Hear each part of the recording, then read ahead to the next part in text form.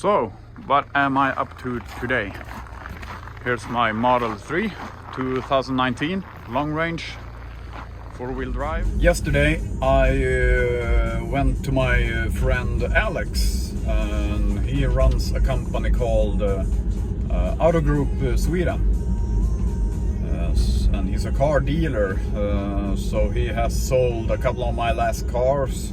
He also got me this one, and he had a couple of 19-inch Tesla wheels that he wanted to trade with me. So I'm gonna drop off my 18-inch wheels to Alex and pick up the 19-inch wheels for a good deal. So let's cut to that now. Rear view camera, feels like I have to clean it all the time. So this is the guy to go to if you're looking for a car.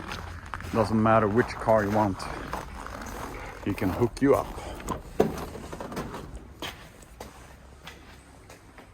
So I have managed to back up my trailer inside. I'm gonna let it sit here. Here's my buggy. It's like there's a lot of stuff here. Oh, it's cold. Everything is cold now. So I got these ones instead. So a good trade up for me. I gave a small amount of money and a big hug to Alex for the deal. How's the life living in northern Sweden? Well, it's not northern like the most northern part of Sweden, but it's in northern Sweden. I live in Umeå. It's maybe somewhere between Kiruna, which is way up, and Stockholm, which is way down. So we got like full of winter wonderland here. So while I'm still charging, I might as well continue doing the video, the intro video. And this channel is gonna be about my first Tesla. How life goes living with a Tesla in northern Sweden. Mods I'm gonna do, or that I have done on the car, I can show you. I've tinted the windows. That's only the 75 tint. It's not the 95. I had 95 on my BMW, so I thought it was too dark. I have 3 kids, and I've done some Ambilight mods to the car, as you can see. So, but I got more stuff coming. I've got about probably like 20 packages coming to Umeå in the next maybe 2 weeks. I've got the front spoiler, I got the rear wing coming. The side skirts are already in my garage. I might do some tutorials as I did with the Ambilights. As you can see, I've seen many videos on YouTube where people take power from this one to the Ambilights. I remove this, lights keeps going, and that's because I'm used to car electronics, so that was no big deal for me finding out which cable to use to mount the Ambilight. I had to pause the video. I had a Model Y user. He was gonna charge by the stations next to me. There's 4 more charge places here, or chargers, and those are 11 kilowatts. This is the single one that's 50 kilowatt.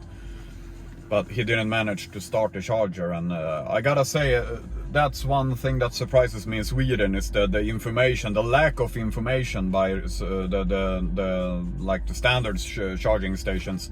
Not Tesla's own. I mean, Tesla's own are, for a Tesla owner, just straightforward: plug in, plug out, drive.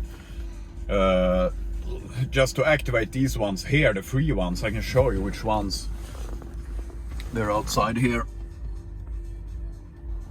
And this is the charger that I'm charging with. I'm gonna show you. Looks like this. So, anyways, to activate those chargers that are 11 kilowatt, you have to like plug in the cable. You gotta put on our FID chip towards the charger. Then you gotta push like a hidden green button like on the side of the charger. It's just there's no info at all. There's no help at all by the stations. Not even this one. I mean, I remember struggling just to start this one the first time when I bought this Tesla. So that's something. If Sweden is gonna go electrified, they're gonna need to do major work on the whole system with the charging stations and everything. Basically, it's gotta be straightforward. Imagine like 15-20 people showing up at a charge station as you do with a gasoline station today. With no info at all, nothing. You can't activate, you can't pay, you can't do anything, just because there's nothing on the signs or anything that helps you with the charging or activating the charging. So yeah, business owners in Sweden, they gotta do something. There should be like one app for everything, one app for all the chargers and everything. And most people, they're afraid of buying on EV just because it's hard to find info. It's hard to find, hard to contact the companies that own the chargers. As we had a little problem when I got this car, because my brother went to Stockholm to pick it up, and there was a bug in the system, so this car had no registered owners. It wasn't linked to a Tesla account, and the support couldn't link it either. I had all the paperwork and everything, but anyways, he was supposed to drive it home from Stockholm, so he stopped in Hudiksvall, and he managed to supercharge the car one time, like fill it up. As he disconnected the charger and went in the car to drive home, he got a warning on the screen like add a payment method. So he didn't bother, he just kept driving. He got a little bit panicked in the northern part of Sweden, maybe 50-60 kilometers from Örnsköldsvik, where the car started preheating the battery, so the percentage dropped, and he got scared. He was like, oh no, I'm not gonna make it to Aeehk. I'm only gonna have 6% left. And I was like trying to calm him, like, just keep on driving. I mean, the car has calculated that it can make it all the way to Aeehk. Even if you get there with like 4 or 3%, you're still gonna make it, so no problem. Anyways, he tried to stop on some random charger in Ullånger, connected the cable, couldn't activate the charger, didn't matter what he did. He left his phone charger, his cable to the phone somewhere, so he couldn't charge his phone, so his phone was dying. So he was stuck in the middle of nowhere with the charger cable stuck in the Tesla and in the station. And I had to call like a support in, I don't know where it was, like Netherlands or France or something, and try to like explain to them that my brother is with my new car and the cable is stuck, so you gotta like free up the station somehow so he can keep on going to Aeehk. So anyways, he still had some power left in the phone, so he gave me a call. My brother told me the cable was loose, he was going to Aeehk. He wasted probably like 40 minutes at the random station. Ended up in Aeehk with like 2% left. Could not supercharge the car. Car just complained that it needed a payment method.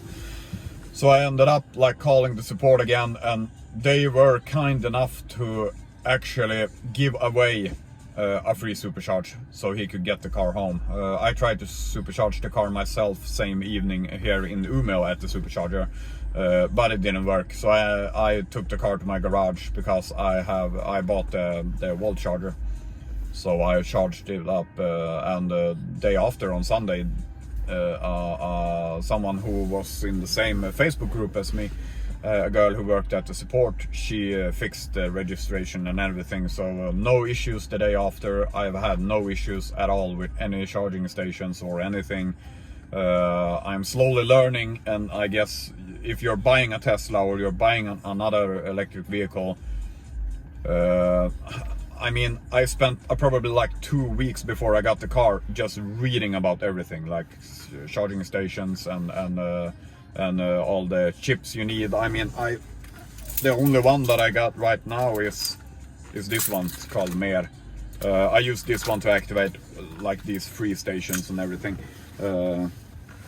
So yeah, that's my history with the charging. Now I'm done. I'm at 90% now.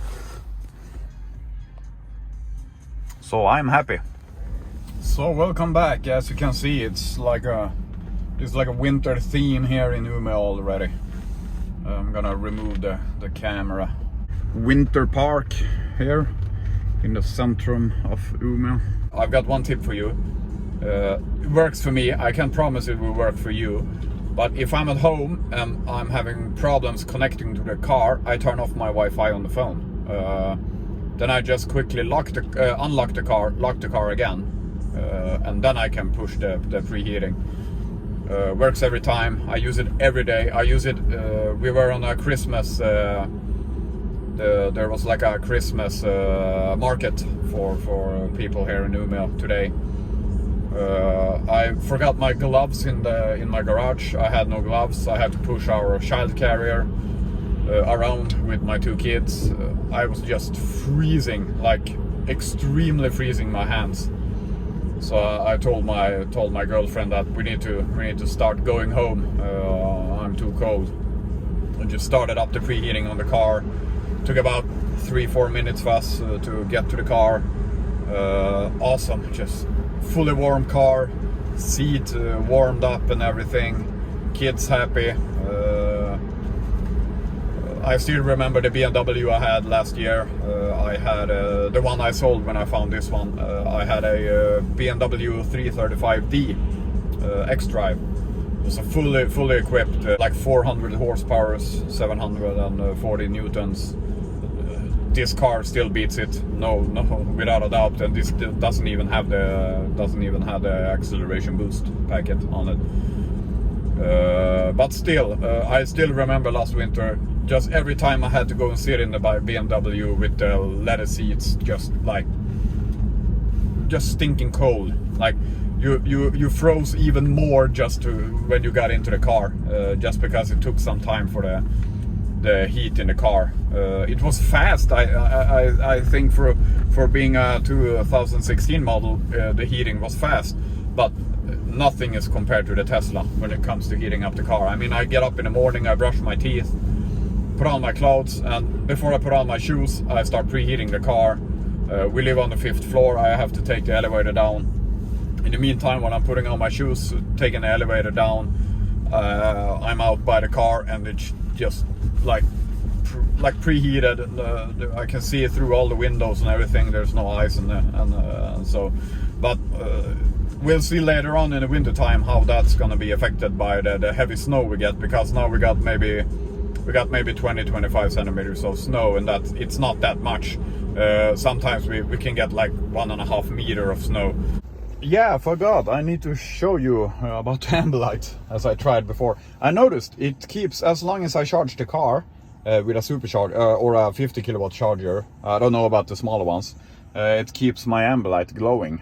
So it's keeping the system that I connected it to still going, and that's no issue. I mean, these draw like a couple of watts, so no problem. So I'm gonna get out of the car. Let's see. Oh, turns off. Nice. System disarmed. Turn off the alarm. Here's my wall charger.